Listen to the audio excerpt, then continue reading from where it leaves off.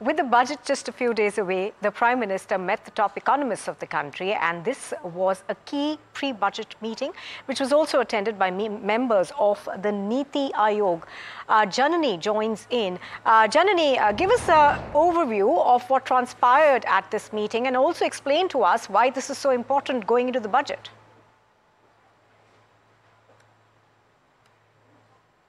Sure.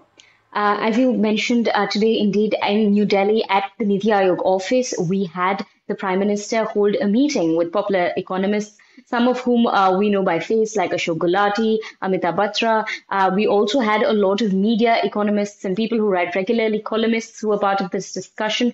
And it was a mix, including government officials from the think tank Niti Aayog. Mr. Arvind Veeramani was there. We also know that the Principal Secretary of the Prime Minister was there. We know Finance Minister Nirmala Sitharaman and her officials, like the Chief Economic Advisor, were also present. Now, why is this important at this period of time? With 12 days to go for the budget, the government has often emphasized its reform agenda, and how they want to go forward with that will be keenly watched. This, of course, is the first budget of the Modi 3.0 government, and we'll also get to see, as we've been hearing so many cabinet ministers speak. Quite recently, as of yesterday, even Minister Piyush Goyal had hinted at how reform agendas, particularly the basic necessities, will be something that will be carried out. In today's meeting, we saw economists across the spectrum, agriculture, social development, and economic indicators.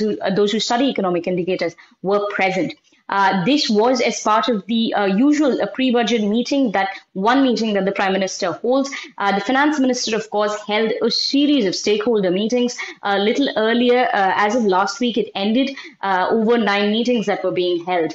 But all eyes on the budget now, the first full-term budget that will be presented by the Finance Minister after the Parliament begins its second budget session on the 22nd of July. 23rd of July, the budget will be presented at the Parliament in Lok Sabha. All right, Janani, thank you very much for explaining that to us. And in fact, let's move on and get you some big voices on their budget expectations. We spoke to the former Defence Secretary, Ajay Kumar, who is now a venture capitalist. Listen in to what he suggested.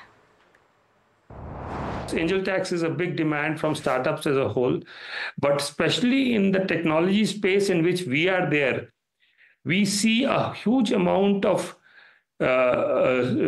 requirement for government to step up its support for development of R&D and technology by private sector, both industry and startups. In the interim budget, there was an announcement of 1 lakh crore for product development, technology development, and we hope that very shortly the rules of this will come out. Now, as the economy gears up for the budget 2024, India's top infra voice, Vinay Chatterjee of InfraVision Foundation, shared his budget expectations. He stressed on the government's focus on infra spends ahead of the budget.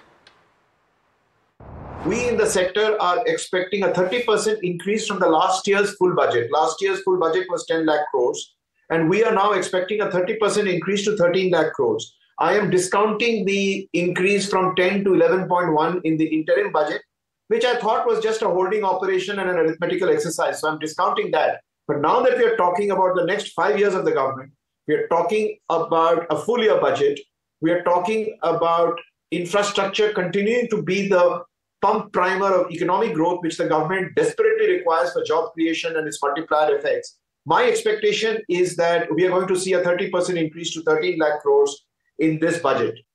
And there's a quick programming alert. Catch the full conversation with Vinay Chatterjee of InfraVision Foundation tonight at 7 and also at 9 p.m. And that's only on NDTV Profit.